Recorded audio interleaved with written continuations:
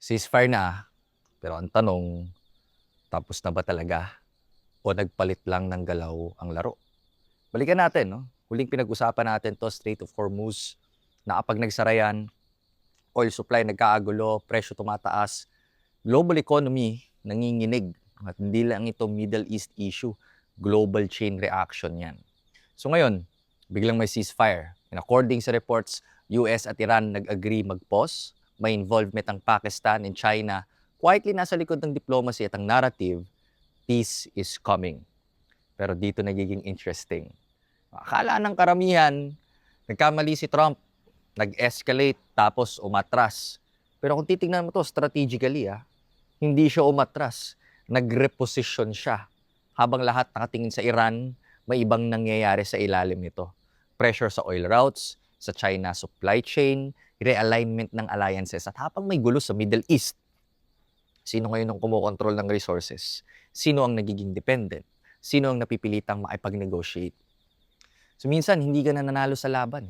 Nananalo ka sa positioning pagkatapos ng laban. Ganito maglaro ang mga bansa. Hindi lang who attack who. Ang tanong lagi, sino ang naka-leverage? Sino ang napilitang gumalaw? Sino ang nag-a-adjust ng strategy? Kasi ang tunay na laban, tol, hindi sa missiles, sa control. Ngayon, habang sila nag-a-adjust ng global strategy, ang tanong, ikaw ba naka-adjust din? Kasi sa mundong ito, hindi sapat na updated ka. Kailangan marunong kang magbasa ng galaw bago ka maapektuhan ito. Sa susunod ng mga videos, pag-uusapan natin, una, bakit parang ang gulo ng mundo. Pero pag nag-zoom in ka, zoom out, may pattern pala. Pangalawa, yung mga nakikita mo sa news at yung mga hindi mo nakikita sa likod nito.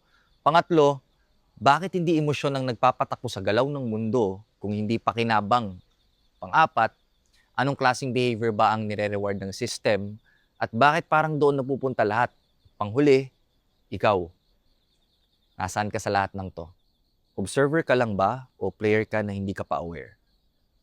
Ngayon, hindi mo kailangan matakot dito. Hindi mo rin kailangan makipag-away. Kailangan mo lang ng malinaw na pag-unawa.